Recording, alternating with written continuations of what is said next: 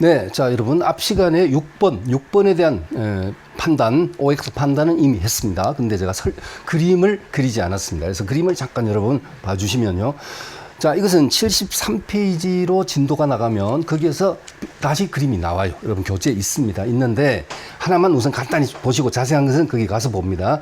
제3자를 위한 강박이라는 게 다시 제3자에 의한 사기 강박이 있습니다. 110조 제2항이고요. 자, 이것은 예를 들어서 자, A가 상대방으로부터 직접 사기나 강박을 당했을 때는 바로 취소할 수 있어요. 이건 110조 1항이고 뭐 조문을 꼭 기억해야 되는 것은 아닙니다. 그래서 이것은 상대방에 의한 사기 강박이라 합니다. 이때 바로 취소할 수 있고 그 다음에 제3자에 의한 사기 강박이 아니라 다시 상대방에 의한 사기 강박이 아니라 제3자에 의한 사기 강박이라는 게 있는데 예를 들면 C가 A를 사기를 쳐서 또는 강박행위를 해서 A가 B와 매매 계약을 체결한 이와 같은 모습. 자, 이런 경우는요, 상대방에 의한 사기 강박이 아닌 제3자에 의한 사기 강박이라고 하고요. 110조 2항에 규정이 되어 있고, 이럴 때는 A는 B를 상대로 해서 언제나 취소할 수 있다. 아니에요. B의 악의 또는 과실이 있을 때 하나여 취소할 수 있다. 그렇죠? 자, 여기 따라 그리지 마세요. 왜냐하면 73페이지 여러분 교재에 그림이 정확하게 나와 있습니다. 그때가 확인시켜 드리겠습니다. 그런데 갑자기 왜 이 설명을 뒤에 나올 것을 앞에서 당겨서 설명을 했냐면 바로 이 내용 때문에요.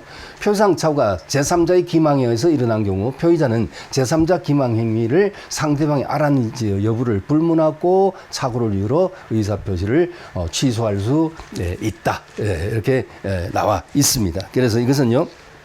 자, 옳은 표현으로 보시면 된다는 겁니다. 바로 그림에서 적용하면 여기 보면 이 A가 착오를 일으켰는데 이 C의 제3자의 기망에 의해서 중요 부분에 착오를 했다. 이런 경우는 그냥 110조만 적용하면 상대방의 악의 또는 과실일 때 취소할 수 있다. 이 소리가 뭐냐면 제3자의 사기 행위로 자기와 계약을 했던 사실을 애초에 알았거나 알 수 있었을 때, 즉 악의 또는 과실, 알았거나 알 수 있을 때 하나여 취소할 수 있다고 하지만 110조 2항이 적용될 때는 그게 아니라 아예 제3자의 기망에 의해서 중요 부분에 착오가 있어서 109조를 적용한다면 그냥 취소할 수 있다는 겁니다. 굳이 상대방이 이런 거 없어도 악의 과실 요건이 충족되지 않아도 취소할 수 있다는 그런 뜻을 말하는 거예요. 109조와 110조가 함께 경합될 때는 그렇죠? 굳이 상대방의 악의 과실을 따질 필요 없이 취소할 수 있다. 이것을 표현하고 있는 것입니다. 자, 이해하셨죠? 자, 이렇게 이해했고 자, 이렇게 됐습니다. 그 다음에 7번입니다. 사기에 의해서 화해계약이 체결됐을 때 역시 화해계약은 화해의 목적인 분쟁에 관한 착오가 있더라도 그러면 사기를 이유로 화해계약을 취소할 수 있다. 자, 여기 사기가 성립되었고 또 화해가 이루어졌지만 그 화해 자체에 뭐가 있었다? 착오가 있었다라고 한다면 이때는 굳이 화해 목적인 분쟁에 관한 사항에 착오가 있다 하더라도 사기를 이유로 해서 취소할 수 있다라고 표현하고 있습니다. 그죠? 이런 거 나오면 좀 헷갈리니까 뭐 사기와 착오가 경합된다. 그러면 이것도 하고 저것도 하고 그렇게 생각하시면 돼요. 110조 사기와 109조 착오가 경합이 됐다. 그러면 무엇이든 행사할 수 있다. 이렇게 여러분 생각하시면 되겠습니다. 네, 그 다음에 8번. 동기의 착오가 법률의 내용에 중요분의 착오에 해당하는 이유로 표의자가 법률행위를 취소하려면 길게 나왔죠. 법무사 시험의 특징입니다. 여러분, 지문이 길게 나온 게 특징이에요. 자, 취소하려면 동기를 의사표시 내용으로 삼을 것을 상대방에게 표시하고 또는 하나 더 있죠, 여러분. 상대방으로부터 유발되거나 이런 경우 취소할 수 있다 그랬는데 표시하고 의사표시 해석상 법률의 내용으로 되어 있다고 인정되면 충분하고 당사자 사이에 별도로 그 동기를 의사표시 내용으로 삼기로 하는 합의까지는 필요 없다. 합의까지 갖추어질 필요는 없다. 이렇게 판결 요지를 그대로 옮겨놨습니다. 옳은 표현입니다. 자, 그 다음에 여러분 다음 내용으로 가보시죠. 자, 다음 내용 봅니다. 네. 자, 착오로 인한 불이익이 법령의 개정 등 사정의 변경으로 소멸했다면 착오를 이유로 한 취소권 행사는 신의 측에서 제한될 수 있다. 네. 법령의 개정 등 사정 변경으로 소멸했다면 착오를 이유로 한 취소권은 제한될 수 있다는 옳은 표현이고요. 그 다음에 2번 계약 당시를 기준해서 장래 미필적 사실의 발생. 여러분 2번과 3번은 맥락을 같이 하는 것이다. 같은 내용의 지문입니다. 그럼 3번부터 먼저 보실래요? 매매 계약 당시 장차 도시계획이 변경되어 공동주택이나 호텔 등의 신축에 대한 인허가를 받을 수 있을 것으로 생각했으나, 이게 무슨 뜻이죠? 여러분, 여러분의 시험 범위는 아닙니다. 감정평가사의 시험 범위는 1차에 부동산 감정평가 관계 법규라는 게 있거든요. 거기 보면 국토계획 및 이용에 관한 법률이라는 중요한 법률 하나가 시험 범위에 들어갑니다. 그러니까 여러분하고 관계없는 얘기입니다. 없는 얘기인데, 거기 일명 국토계획법이라고 하는데, 국토계획법에는요, 우리가 살고 있는 이 땅, 그렇죠? 대한민국 어느 지역을 가든 용도 지역이라는 게 지정돼 있어요. 그래서 그 용도 지역에는 뭐 도시 지역, 뭐 농림 지역, 자연환경 보전 지역 이런 식으로 용도 지역이 지정됐고요.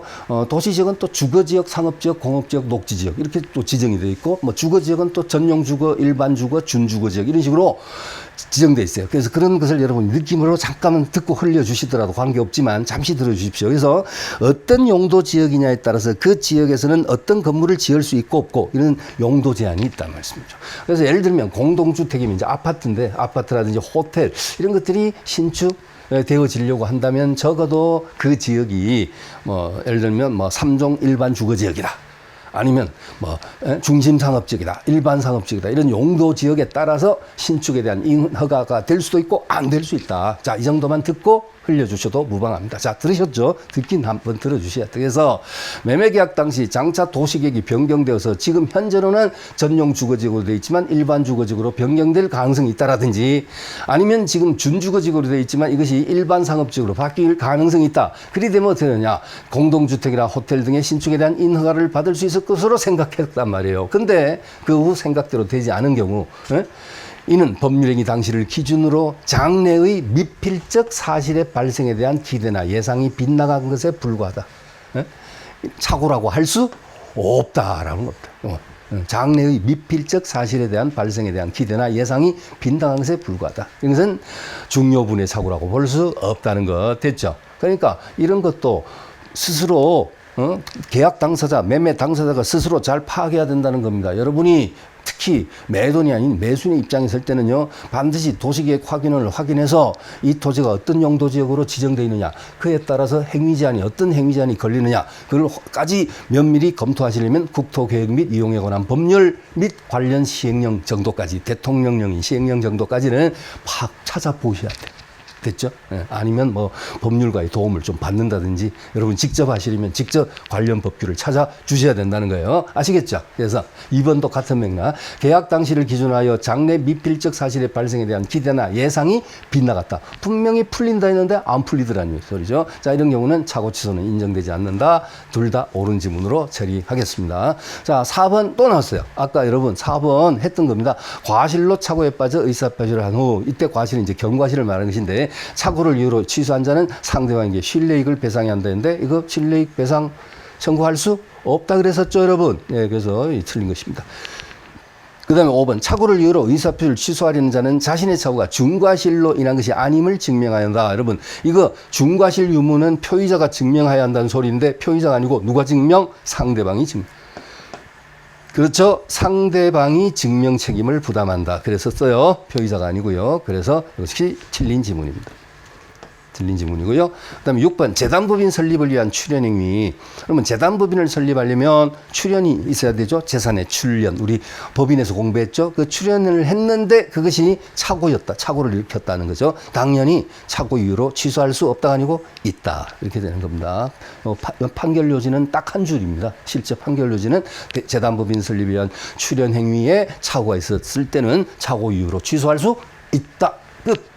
있다. 끝. 됐죠? 네, 이렇게 왔습니다. 자, 그 다음에 이어보겠습니다. 7번 보십시오.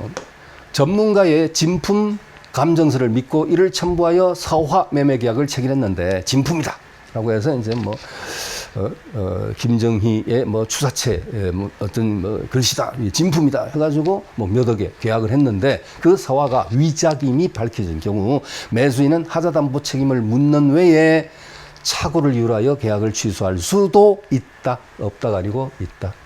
그렇죠? 여러분, 해설 꼭 참조해 주시기 바랍니다. 자, 해설 참조해 주시기 바랍니다. 여기 나와 있죠. 매도인 하자담보 책임이 성립하더라도 착오를 이유로 한 매수인의 지속권은 인정된다.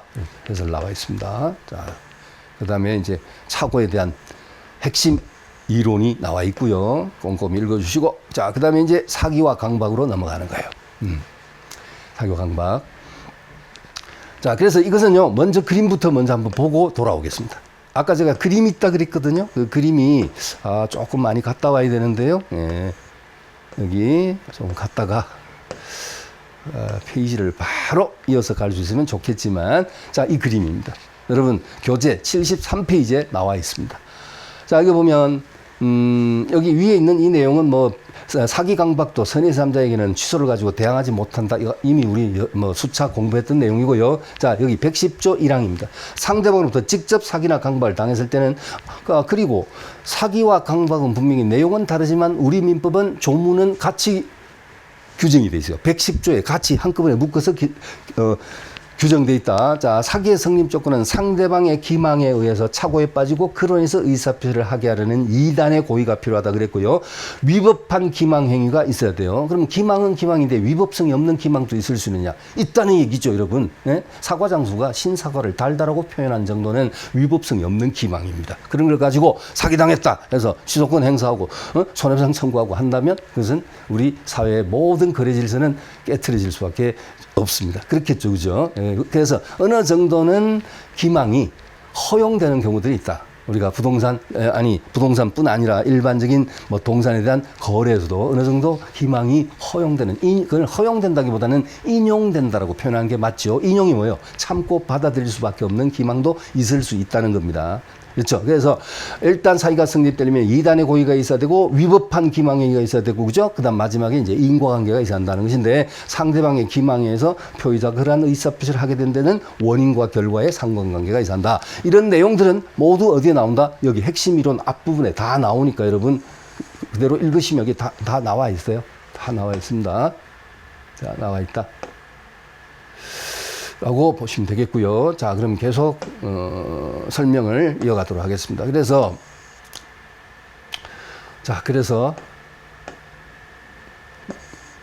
예, 상대방으로부터 직접 사기 강박을 당했을 때는 A는 B를 상대로 해서 취소할 수 있고요. 이게 뭐냐면 110조 2항 제3자에 의해서 사기를 당했거나 강박을 당했을 때는 상대방이 그 사실을 알았거나, 여기 B의 악의 또는 과실이라고 되어 있죠, 여러분. B의 악의 또는 과실이 있을 때 하나여 뭐 할 수 있다? 취소할 수 있다. 그리고 상대방의 악의 또는 과실, 그러니까 제3자가 기망을 해서 자기와 법률행위를 했다는 사실을 상대방이 알았거나 알 수 있을 때 하나여 취소할 수 있고, 이 상대방의 악의 또는 과실은 누가 증명 책임을 부담하느냐? A가 증명해야 돼요. 자, 증명 책임 한꺼번에 묶어서 그림으로 총복습할 것이다라고 약속드렸습니다, 여러분. 자, 이렇게 봤고, 다시 그러면 앞으로 되돌아갑니다. 돌아가서 보겠습니다. 좀 더 돌아가야 됩니다. 네, 여기 보시면 1번 지문에 상대방의 대리인 등 상대방과 동일시할 수 있는 자의 강박은 제3자 강박에 해당되지 않는다. 이게 무슨 뜻이냐면 갑으로부터 대리권을 수여받은 대리인이 상대방을 강박했다 또는 기망했다. 이것을 제3자에 의한 사기 강박으로 적용하느냐? 아니다는 거죠. 대리인이 상대방을 사기치죠? 또는 강박하죠? 이건 본인이 직접 한 것과 똑같이 취급됩니다. 그래서요, 대리인이 상대방을 사기를 치거나 강박을 했다면요, 이 상대방은 그 사실을 본인이 알았냐 몰랐냐 이거 안 따져. 그런 걸 따지지 않고 그대로 뭐 할 수 있다? 취소할 수 있다. 왜? 대리인이 상대방을 사기친 것은 본인이 직접 친 것과 똑같이 법률 우리는 취급한다. 그렇습니다. 됐죠? 그러니까 옳은 질문이거든요. 여기 병의 입장에서는 상대방이 갑이거든요. 본인. 상대방의 대리인 등 하면 이제 병의 입장에서는 사기당한 병의 입장에서는 갑의 대리인 등 이 소리예요. 갑의 대리인 등 상대방과 동일시할 수 있는 자의 강박, 사기나 강박은 이건 제3자에 의한 사기 강박에 해당되지 않는다. 그러니까 이것은 상대방으로부터 갑으로부터 직접 사기당한 것과 강박당한 것과 똑같이 취급하니까 병은 갑을 상대로 취소할 수 있다. 이 뜻이고요. 그다음에 2번 강박으로 인한 의사표시 취소는 강박의 고의를 요건한다. 2단의 고의가 필요하다고 합니다. 즉 강박자, 그 상대방의 강박 행위로 인해서 표의자가 공포심에 빠지고 그 공포심에 의해서 의사표시를 하게 됐다는 그 같은 이단의 고의가 필요하다라는 것이고요. 어렵지 않죠? 그 다음 3번. 항거할 수 없는 절대적 폭력에 의해 의사결정을 스스로 할 수 있는 여지를 완전히 박탈당한 상태에서 이루어진 의사표시는 취소 사유가 아니라 아예 무효다. 왜 무효일까요? 이것은 의사 무능력자의 법률행위라고 합니다. 여러분, 강박의 정도가 너무 극심해 갖고요. 공포심의 한계를 뛰어넘은 거예요. 예? 강박의 정도가 너무 극심해서 의사표시자로 하여금 의사결정의 자유를 완전히 잃을 정도에 이르는 상태에서 한 의사표시. 이것은 의사 무능력자의 법률행위로서 무효가 됩니다. 이해하셨죠? 이건 강박으로 취소 사유로 보지 않고 아예 무효로 취급한다는 거. 4번. 교환계약의 당사자가 자기 소유 목적물의 시가를 묵비, 숨겼다는 거죠. 또는 시세보다 다소 높게 표현한 것은, 자, 부동산을 팔려는 사람이요, 자기 땅을 시세보다 좀 높게, 또 좀 높게 고지해도 분명히 상대방 매수인은 깎아달라고 할 거거든. 그렇죠? 얼마 깎아달 들어온 것이니까 시세보다 높게 표현했다 하더라도 이것은 위협한 기망행위가 되지 않는다고 합니다. 그렇죠? 네, 않는다. 근데 아까 뭐 시세 뭐 얘기 있었는데 그건 뭐예요? 시세 착오는 중요분의 착오로 보지 않는다. 그거하고 별개 내용입니다. 그 다음 5번. 제3자 사기로 상대방 없는 의사표시한 경우. 이건 여러분 그림 다시 가면 한참 가야 되니까 그냥 그림으로 할게요. C가 A를 사기를 쳤어. 근데 A가 상대방 있는 의사표시를 했을 때는 상대방의 악의 과실이 있을 때 취소할 수 있지만 제3자에 의한 사기 강박인데 A가 상대방 없는 의사표시를 했다. 없는 의사표시. 예를 들면 제3자의 강박에 의해서 A가 자신의 소유권을 포기했다. 소유권을 포기했다. 이런 것은 소유권 포기는 상대방 없는 단독행위거든요. 권리의 포기, 권제유 기억하십니까? 권리의 포기, 재단법인 설립행위, 유언, 상대방 없는 단독행위죠. 그래서 그러한 행위를 제3자 기망에 의해서 이뤘다. 이때는 상대방의 악의 과실 때 취소할 수 있다 했으니까 상대방이 없으니까 이건 언제든지 취소할 수 있다. 언제든지 취소할 수 있다.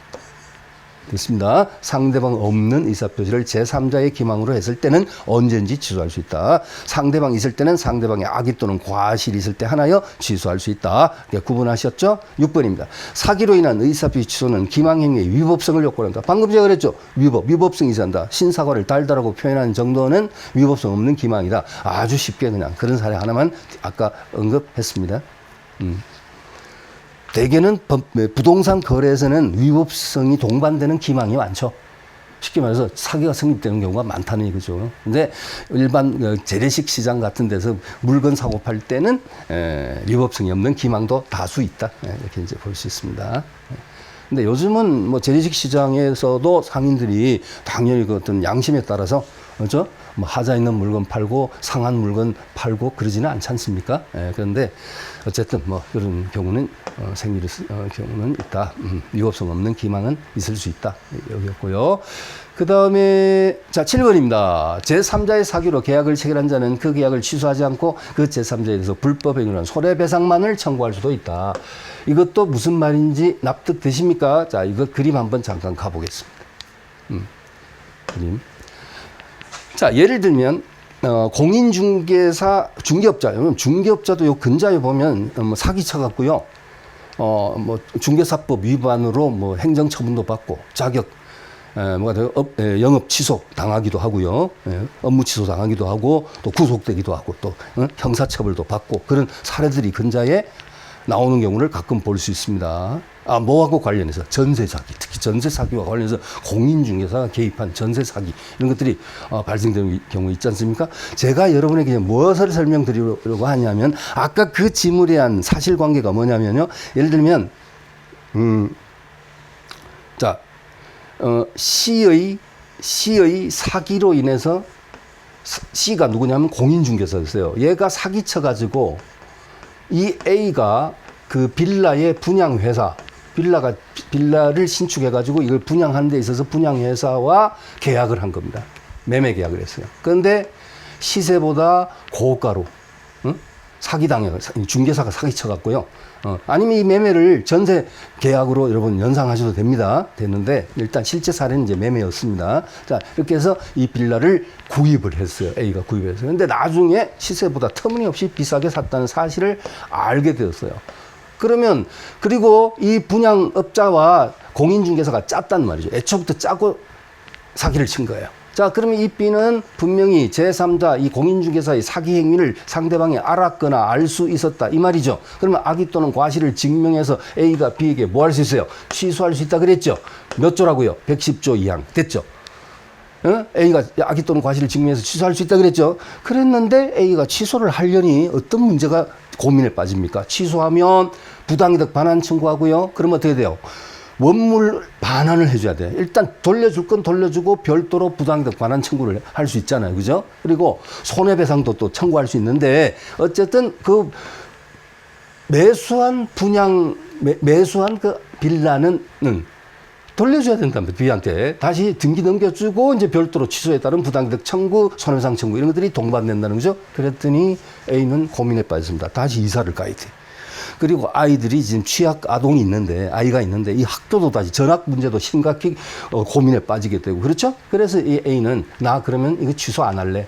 취소 안 하고 얘만 찍어서 나에게 처음 사기친 자가 누구예요? C죠. 공인중개사 C 아닌가? 얘만 상대로 해서 나 손배권, 불법 행위로 따른 손해배상 청구권 행사하고 손해배상 받고 말 거야. 어때요? 가능해요? 안 해요? 지금 이거 누구 입장입니까?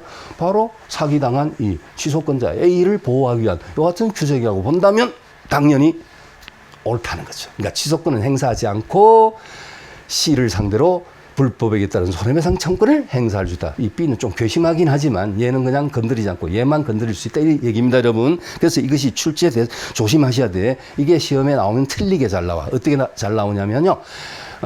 A가 사기를 제3자에 한 사기에 의해서 취소권을 행사하려는 자가 손해배상 불법 행위에 따른 손해배상 제3자를 상대로 손해배상 청구를 하려면 그 계약을 취소하여야 한다 이렇게 나옵니다. 맞아 틀렸단 말이에요. 취소 안 하고도 손해배상 청구할 수도 있다. 됐죠? 자, 그러면 다시 돌아가 보시기 바랍니다. 쉽지 않습니다. 자, 여러분 7번 다시 보십시오. 제3자 사기로 계약을 체결한 자는 그 계약을 취소하지 않고 제3자에 대해서 불법 행위로 한 손해배상만 청구할 수 있다. 됐죠? 우리 객관식 지문에서는 뭐뭐만 할 수 있다. 반드시 그렇다. 언제나 그렇다. 항상 그렇다. 이렇게 나오면 그 지문은 의심을 해야 되는 것이 맞지만 그렇죠? 이런 경우 예외도 있다는 거. 손해배상만 청구만 들어가도 틀리지 않습니다. 그다음 8번. 사기에 의하여 의사표시를 한 자의 포괄승계라면 여러분 포괄승계라면 누구 빨리 연상하시면 돼요. 상속인은 그러니까 A가 B로부터 사기를 당했는데 사기를 당해가지고 헐값에 부동산을 팔았고요. 근데 이 A는 너무너무 억울한 나머지 자기가 사기를 당했다는 것이 너무 분한 나머지 화병을 얻어서 사망해버렸습니다. 자, 여러분 이해가 사례가 좀 이상하지만 A가 사망해버렸어요. 그래서 A-라는 상속인이 B를 상대로 취소할 수 있느냐. 자, 아까 제가 말했죠. 앞 시간에. 피상속인과 상속인은 같은 주체라 그랬죠. 그러니까 당연히 이때 취소권자는 이제 A가 아니고 포괄승계인 A-가 취소권자가 되는 거예요. 그래서 B를 상대로 취소할 수 있습니다. 취소하고 불법 행위로 한 손해배상도 청구할 수 있다. 됐죠? 없다니까 틀렸단 말이지. 자, 이렇게 해서 여러분 확인했습니다. 자, 그러면 또 다음 내용으로 넘어가 보시죠. 자, 상품의 광고에서 다소의 과장, 허위가 수반되는 것은 이 소리가 뭡니까? 자, 오늘 이렇게 빌라 분양을 자주 표현하게 됐는데요. 어떤 사당역 4번 출구에 딱 나오니까 조그만 프레카드가 걸려 있어. 뭐로 되어 있냐면 역 출구에서 4번 출구에서 3분 거리 이렇게 돼 있어. 도보 3분 이렇게 돼 있어. 그런데 실제로 그 분양하는 그 빌라까지 걸어가 보니까 한 6분, 7분 걸리더란 말이에요, 여러분. 자, 과연 그걸 기망이라고 볼 수 있을까요? 자, 여기 나와 있습니다. 상품의 광고에서 다소의 과장, 허위가 수반되는 것은 그것이 일반 상거래 관행과 신의 측에 비추어, 즉 신의 성실의 원칙에 비추어 시인될 수 있는 한, 될 수 있는 기망행위에 해당되지 않는다. 옳은 표현입니다. 됐죠? 그래서 실제로 보면 도보 3분이 아니라 5분, 6분 배로 걸리는 경우도 있단 말이에요. 그렇죠? 네. 그래서 여러분, 예, 이해됐습니다. 자, 그 다음에 2번입니다. 상대방이 불법적인 해약의 고지 없이 각서에 서명 날인할 것을 강력히 요구했다. 각서에다가 서명 날인할 것을 강력히 요구했다라는 것만으로는 강박행위가 되지 않는답니다. 본래 여러분 이렇게 생각하세요. 각서를 받을 때는 뭔가 약간 좀 뭔가 강한 의조로 이 각서 쓰시 부부 사이에 뭐 예를 들면 남편이 부정행위를 했다. 바람 피웠다 예를 들면 그러면 아내가 앞으로 절대 그런 행위를 하지 않는다는 걸 각서를 쓰시오 남편에게 요구하면 아무래도 강력한 의존을 하지 않겠어요? 그래서 그런 것을 과연 공포심 유발이다 강박이다 해서 치유 사유가 되느냐 그렇지 않다는 거죠. 이렇게 여러분 이해하시면 충분합니다. 네. 원래 각서는 강력히 요구하는 것입니다. 자, 그 다음 3번. 부작위 위한 기망행위로도 사기한 의사표시가 성립할 수 있다. 옳은 표현입니다. 우리 여러분, 앞에 신의성실의 원칙 공부하실 때 여러분, 1강, 2강, 이때 뭐를 설명 들으신 기억나세요? 아파트 분양회사에서 아파트를 분양하면서 분양계약을 체결하면서 단지 인근에 공동묘지가 조성되어 있다는 사실, 이러한 사실을 계약 당시까지 고지하지 않았다라고 한다면 이것은 부작위한 기망이 될 수 있고 신의성실의 원칙의 고지 의무 위반으로 볼 수 있다. 이거 기억나세요? 또 하나 사례가 더 있었죠. 단지 인근에 이제 공동묘지가 아니라 쓰레기 매립장이 건립 예정이라는 사실, 그 사실을 계약 당시까지 고지하지 않았다. 이것도 부작위한 기망 또는 신의성실의 원칙상 고지 의무 위반으로 볼 수 있다라는 거 기억나실 겁니다. 자, 됐고. 다음 4번입니다. 계약 당사자 일방의 대리인.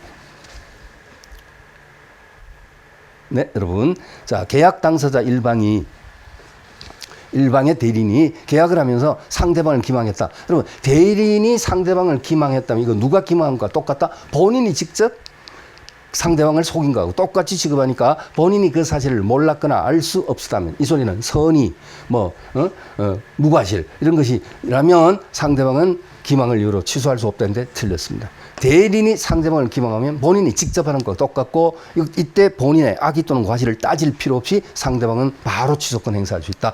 설명드린 것이니까 넘어갑니다. 자, 5번입니다. 매수인이 매도인을 기망하여 부동산을 매수한 후 제3자에게 저당권을 설정해 준 경우 그 특별한 사정이 없는 제3자는 매수인의 기망사실에 대해서 선의로 추정된다. 앞에서 여러 번 얘기했죠. 비통착 사강의 무효수는 선의 3자에게 대항할 수 없다. 그랬을 때 그 제3자 선의는 추정되고 제3자가 선의가 아니라 악이란 사실은 무효나 취소를 주장한 자가 증명해야 한다. 그랬습니다. 그 다음에 6번입니다. 근로자가 허위의 이력서를 제출하여 근로계약이 체결되어 실제로 노무 제공이 행해졌다면 사용자가 후에 사기를 이유로 하여 근로계약을 취소하더라도 그 취소에는 소급표가 인정되지 않는다. 여러분, 본래 취소는요, 법률행위 취소는 소급표 있어 없어요? 있어요. 취소권 행사하면 처음으로 돌아가서 그 매매계약이나 이런 법률행위가 무효가 됩니다, 여러분. 그래서 소급표가 있는 게 원칙이지만 이 경우는 어떠세요, 여러분? 예외가 되겠죠? 사기로 근로계약 허위 이력서 제출해서 노무 제공이 행해졌다. 그럼 사용자가 피용자를 상대로 해서 근로계약을 취소할 수 있겠죠. 그렇죠. 사기를 취소할 수 있겠지만 이것은 소급표가 인정되지 않는다라는 여러분 시험에 걸맞는 지문이네요. 그렇죠. 예? 예, 그렇습니다. 만약에 소급표가 인정된다 해버리면 어떻게 됩니까? 처음 근로계약 체결해서 그때로 소급해서 무효가 되니까 지금까지 급여 받았던 거 다시 전부 되돌려놓고 또 사용자 측에서는 노무 제공받은 거 다시 금전으로 환산해서 되돌려주고 이거 얼마나 복잡합니까? 말이 안 되는 거죠. 그래서 소급표가 인정되지 않는다는 지극히 당연한 판례가 되겠습니다. 자, 그 다음에 여러분 7번입니다. 상대방의 기망행위로 의사결정에 동경원에서 착오를 일으켜 법률이 했을 때 사기를 이유로 취소할 수 있다. 달리 추가 설명드릴 것은 없습니다. 그 다음에 8번입니다. 이것도 무효 취소편에 가면 나옵니다. 유동적 무효. 토지거래 허가구역에. 토지거래 허가구역에서 토지거래 허가를 받잖아. 유동적 무효 상태에 있는 법률행위라 하더라도 만약에 그 매매계약 자체에, 그 엑스토지에 대한 매매계약 자체에 비통착 사강의 원인이 있었다. 그렇게 본다면 그 비진이 통정 착오 사기 강박에 의해서 무효나 취소권을 행사할 수 있습니다. 어떤 상태라 하더라도 토지거래 허가구역에서 사전 허가를 받지 않고 매매계약을 체결해서 유동적 무효 상태에 빠졌다 하더라도 그 매매계약 자체에 비통착상이 있다면 무효취소를 주장할 수 있다는 당연한 판례입니다, 여러분. 이것도 다시 나옵니다. 무효취소편에 가면 확정적 무효와 유동적 무효에 대해서 자세히 나오니까 여기에서 추가 설명 드리도록 하겠습니다. 자, 넘어가겠습니다. 됐죠, 여러분? 이해하셨죠? 자, 핵심 이론 나오고요. 그 다음에, 자, 아까 보신 그림 보이죠? 자, 그 다음에, 자, 다음에 또 봅니다. 자, 지금부터는 여러분, 비진이 통정 착오 사기 강박은 끝났어요. 끝났고, 어떤 지문들이냐면, 의사표시의 효력 발생. 자, 여러분이 편지를 만약에 작성을 해갖고요. 어떤 문서를 하나 만들어서 상대방 거래처에다가 보낸다고 지금 상상하면 하십시오. 여러분이 A 회사를 운영하는 이제 여러분이 대표자인데요. B 거래회사, B 회사에 공식적으로 문서 하나를 보내고자 합니다. 우편으로. 자, 그러면 일단 그 문서를 담당 직원이 작성을 했어요. 그래서 주식회사 뭐 A 대표이사 뭐 해가지고 딱 문서 작성했죠. 그 순간 그 문서는 상대방에게 효력이 생긴다라고 하면 이건 표백주의라고 합니다. 여러분 들으셨어요? 표백주의랍니다. 표백. 자, 표백이라고 합니다. 표백주의. 근데 이건 지나치게 표의자를 보호하는 입법 태도고요. 그렇죠. 그런데 이번에는 뭐냐면 그 의사표시를 상대방에게 발신했을 때, 발신. 그러니까 이 소리는 뭐냐면 일반 우편 같으면 우체통에 투입했을 때, 아니면 뭐 내용 증명이나 등기 같으면 역시 우체국에서 그러한 문서를 발송, 소인 딱 지키지 않습니까? 그때 의사표시가 효력이 생긴다면 이것은 무슨 주의냐면 발신주의라고 합니다. 굳이 어떻게 하다 보니까 한자로 쓰게 되는데 그냥 한글로 합니다. 발신주의라고요. 그 다음에 그 문서가 상대방에게 도달됐을 때 효력이 생긴다가 도달주의입니다. 그냥 한글로 쓰겠습니다. 도달주의. 그렇죠? 그러면 이 도달의 개념을 또 그와 관련해서 일반 우편이냐 등기 우편 내지 내용 증명이냐에 따라서 도달의 개념이 좀 달라요. 그 시험에 잘 나오고요. 곧 지문에서 보겠습니다. 여기 잠시 보니까 보이시죠? 보통 우편이 어쩌고 등기 우편이 어쩌고 나오죠. 여기서 확인하고요. 그 다음에 상대방이 내가 보낸 그 문서를 내용을 읽고 내용을 알게 되었을 때 의사표시가 효력이 생긴다. 이것을 뭐라 하냐면 요지주의라고 합니다. 요지주의는 또 지나치게 상대방을 보호하는 입법 태도입니다. 표백주의는 지나치게 표의자를 보호하는 입법 태도고. 그래서 우리 민법은 원칙적으로 무슨 주의를 원칙으로 하냐? 도달주의를 원칙으로 합니다. 상대방의 문서가 도달됐을 때 효력이 생긴다는 도달주의를 취하고 특별한 경우 6개를 발신주의를 취하는 예외를 두고 있습니다. 특별한 경우가 6개가 있습니다. 민법 전체에서 6개 규정이 있는데 그것은 별도로 설명하도록 하겠습니다. 자, 그러면 시작하죠. 요건 별도로 설명인데요. 요건 해당 그 부분에서 여러분 설명 들으시면 돼요. 시험에 부분에서 해당 부분에 가서 지문에 나오거든요. 5개 지문에 섞어서 나오니까 해당 부분에서 설명드리면 되겠습니다. 자, 그럼 지금부터 시작하죠. 1번. 특별한 사정이 없는 아파트 경비원이 집배원으로부터 우편물을 수령한 후 이를 아파트의 공동 출입구에 우편함. 여러분 1층에 그렇죠. 엘리베이터 타는 그 복도 옆에 보면 공동 우편함 있지 않습니까? 거기에 넣어두었다는 사실만으로도 수취인이 상대방이 그 우편물을 수취하였다고 추단할 수 있다. 맞을까요? 틀릴까요? 이거 여러분 이 판례 못 봤다. 여러분 못 봤지만 지금 한번 판단해 보십시오. 야, 이게 도달로 볼 수 있을까? 아니다. 왜냐? 분실되는 경우도 다수 있거든요. 다수 있고, 그죠? 그래서 이것은 수치했다고 추단되지 않는다는 거고요. 그 다음에 2번. 보통 우편의 방법으로 발송된 의사표시는 상당 기간 내에 도달했다고 추정되지 않습니다. 여러분, 보통 우편 역시 분실되는 경우도 있고, 그렇죠? 그러나 등기 우편이나 또는 내용 증명이 여러분, 등기 우편이나 내용 증명은 여기 3번, 4번 맥락을 같이 합니다. 같은 취지의 내용인데, 등기 우편 또는 내용 증명은 분명히 우편 집배원이 상대방으로부터 뭐 받습니까? 서명 받잖아요. 서명. 단말기 이렇게 내밀면서 서명해달라고 하지 않습니까? 그러니까 이것은 발송됐을 때는 상당 기간 내에 상대방에게 도달했다고 추정됩니다. 그 다음 4번. 의사표시가 기재된 내용 증명 우편물이 발송되고 반송되지 않았다면 특별한 사정에 의한 그 무렵에 상대방에게 송달되었다고 볼 수 있습니다. 그 다음 5번. 의사표시의 도달은 표의자의 상대방이 이를 현실적으로 수령하거나 통지의 내용을 알았을 것을 요한다. 그렇다면 이건 뭐예요, 여러분? 이건 요지주의를 표현하고 있죠. 그죠? 표의자의 상대방이 현실적으로 수령하거나 내용을 알았을 것을 요한다? 이것을 요한다? 이게 맞다면 이건 요지주의를 말하는 것인데 아닙니다.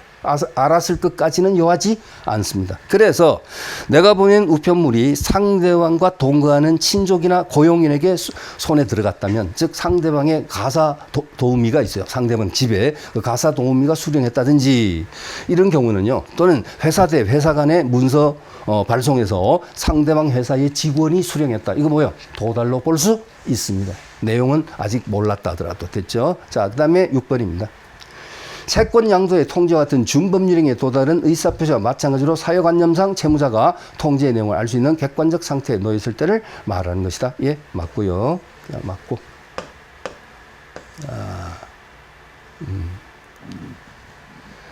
통지의 내용을 알 수 있는 객관적 상태라고 했습니다. 꼭 내용을 알아야 된다가 아니라, 그럼 요지주의라 그랬죠. 그것은. 그래서 알 수 있는 객관적 상태에 놓였을 때를 말한다. 상대방은 여행 중이고 상대방의 부모님이 수령했다. 당연히 도달이다. 통지 내용을 알 수 있는 객관적 상태다. 자, 7번. 의사표시자가 통지를 발송한 후 사망 또는 행위 능력을 상실했다. 여러분, 갑이 을에게 의사표시를 발송하고서는 갑이 사망했다. 또는 행위 능력을 상실했다. 이 소리가 뭐예요? 제한 능력자가 됐다는 소리인데 어떤 경우입니까? 한정후견 심판을 받았다. 또는 성년후견 심판을 받아서 제한 능력자가 되었다 하더라도 이미 발송된 의사표시에게는 영향을 미치지 아니한다. 영향을 미치지 아니한다는 소리는 그대로 유효하다. 그렇죠? 그래서 이 보면 7번과 9번 묶어서 보시면 됩니다. 7번과 9번. 의사표시자가 통지를 발송한 후 사망하여도 의사표시에게 영향을 미치지 않는다는 것은 그대로 유효하다. 그 다음에 9번. 표의자가 의사표시 통지를 발송한 후 제한능력자가 되어도 의사표시에게 영향을 받지 아니한다. 그대로 유효하다. 8번. 의사표시의 발신 후 표의자가 사망했다면 의사표시는 상대방에 도달하더라도 무효이다. 틀렸다. 했죠? 왜냐하면 사망하면 상속인이 그 지위를 대신해 줄 수 있고, 제한 능력자가 됐다면 법정 대리인이 그 지위를 대리할 수 있습니다. 그렇죠? 그래서 이미 발신된 의사표시에게는 영향을 미치지 아니한다. 그대로 유효하다. 자, 또 넘어갑니다. 이 부분 이제 약간 진도가 좀 빨리 갈 수 있는 부분이에요. 어려운 부분이 별로 없습니다. 자, 그래서 그다음에 여기 보십니다. 1번. 의사표시 효력 발생 시기에 관해서 도달주의를 규정하고 있는 우리 민법 제111조는 강행 규정이 아니고 임의 규정이다. 그렇죠. 당사 사이 특약으로 달리 정할 수 있다. 상대방이 있는 의사표시는 상대방에게 도달됐을 때 의사표시는 효력을 발생한다가 111조거든요. 임의 규정입니다. 강행 규정 아닙니다. 그 다음에 2번. 상대방이 정당한 사유 없이 의사표시 수령을 거절했다. 여러분, 내가 문서를 보냈는데 상대방이 정당한 사유 없이 받기를 거절했다 하더라도 상대방이 그 의사표시 내용을 알 수 있는 객관적 상태에 놓여 있다면 그 효력이 있다. 도달된 것으로 볼 수 있다. 이해하시죠? 그 다음에 의사표시의 불착 또는 연착. 여러분, 불착은 뭐예요? 부도달. 도달이 안 됐다는 얘기고, 연착은 뭡니까? 기간을 정했는데 언제까지 대답해 주기로 정했는데 그 기간을 넘겨서 도착된 것을 연착이라 하지 않습니까? 그래서 의사표시의 연착 또는 불착의 불이익은 모두 표의자 불이익이 됩니다. 표의자가 부담한다. 자, 이해되십니까? 네. 의사표시 연착되지 불착의 불이익은 표의자의 불이익으로 봅니다. 자, 그 다음 4번. 미성년자는 그 행위 능력이 제한되고 있는 범위 내에서 의사표시를 수령할 수 없는 수령 무능력자다. 자, 우리 민법상 모든 무능력자, 제한 능력자, 이런 자들은요, 의사표시에 수령 능력이 없다고 합니다. 근데 오해가 없어야 돼요. 내가 의사표시를 보냈는데 받은 상대방이 제한 능력자다, 미성년자다, 피안전 후견이다, 피성년이다. 그럼 나는 도달시켰음을 주장하지 못해요. 그런데 상대방 제한 능력자 측에서는 도달됐음을 그쪽에서는 나를 향해서 주장할 수 있어요. 받았다는 사실. 여러분 이해되죠? 이거 잘 이해하고 기억해 두셔야 돼요. 그런데 또 이번에는요, 내가 의사표시를 보냈는데 받은 사람이 미성년자예요. 그럼 난 도달을 주장할 수 없다 그랬죠. 근데 그 미성년자의 법정 대리인이 도달 사실을 알고 있으면, 미성년자의 법정 대리인, 친권자라든가 후견인이라든가 이런 자들이 도달 사실을 알고 있으면 또 나는 도달을 주장할 수 있습니다. 이해하시죠? 네. 그것이 바로 여기 7번입니다. 순서 잠깐 바꿀게요. 7번. 의사표시, 상대방이 의사표시를 받은 때에 제한 능력자인 경우에는 그 상대방의 법정 대리인이 의사표시가 도달한 사실을 안 후라도 표의자는 의사표시로서 대항할 수 없다는데, 법정 대리인이 알고 있다면 나는 도달시켰음을 주장할 수 있습니다. 그러니까 대항할 수 없다가 아니고 대항할 수 있다, 이렇게 돼야 되고요. 그 다음에 우리는 민사소송법상 공시송달이라는 제도가 있습니다. 자, 공송달이라는 제도가 있어요. 상대방을 모르거나 상대방은 알아도 그의 소재를 알지 못한 데 대해서 표의자에게 과실이 없어야 돼요. 자, 어떤 사례 한번 들어볼까요? 갑이 을과 부동산 매매 계약을 체결했습니다. 그래서 계약금을 수령했습니다. 그런데 중도금을 지급하기로 한 약속 날짜 공인중개사 사무소에서 만나갖고요, 중도금을 주고받고 하기로 했거든요. 그런데 매수인이 나타나지 않고 있습니다. 그래서 매수인의 전화로, 핸드폰으로 전화를 했더니 전화가 꺼져 있습니다. 그리고서는 상당 기간이 지났어요. 그럼 분명히 여러분, 그래, 기간이 좀 지났어. 지났는데, 어느 날 뉴스를 보니까 불의의 교통사고가 발생했는데, 바로 그 상대방이 그 피해자의 명단에 있는 거 아니겠습니까? 사망했다는 얘기죠. 자, 그랬을 때는 여러분, 상대방의 상속인이 어디 있는지 찾아내야 되겠죠. 그래서 상속인과 이 법률 관계를 마무리를 지어야 될 겁니다. 뭐 계약을 없었던 것으로 한다면 다시 계약금 중도금 돌려주고 또 일부 뭐 위약금 형식으로 특약이 되어 있다면 위약금을 또 내가 별도로 받고 이런 마무리가 돼야 되지 않겠습니까? 아니면 뭐 잔금까지 받고 등기를 넘겨준다든지 이렇게 돼야 되는데 그 상대방 외수인의 상속인이 어디에 있는지 없는지 있다면 어디에 살고 있는지 그것도 몰라.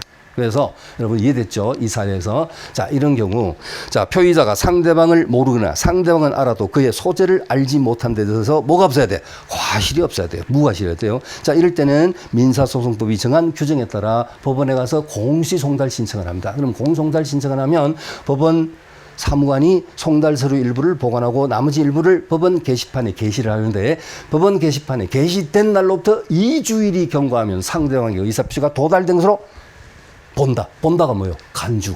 추정이 아니고 간주. 상대방에게 설사 상대방의 상속을 이걸 못 받다 하더라도 본 것으로 도달된 것으로 간주한다. 됐죠? 자, 그것을 묻고 있는 5번 지문입니다. 표의자가 과실로 상대방을 알지 못하는 경우에는 민사소송법 공송달 규정에서 의사표시 효력을 발생시킬 수 있다? 없다. 과실이라 했잖아요. 표의자에게 과실이 없어야 된다 그랬거든요. 그 다음에 6번 상대방 있는 의사표시는 상대방에게 의사표시가 도달한 때 그 효력이 생긴다. 네, 틀림없고요. 그 다음 7번 미리 보셨죠? 자, 봤고요. 그 다음에 넘어갑니다. 자, 이제 의사표시 효력 발생에 대한 내용이 나오고 있습니다.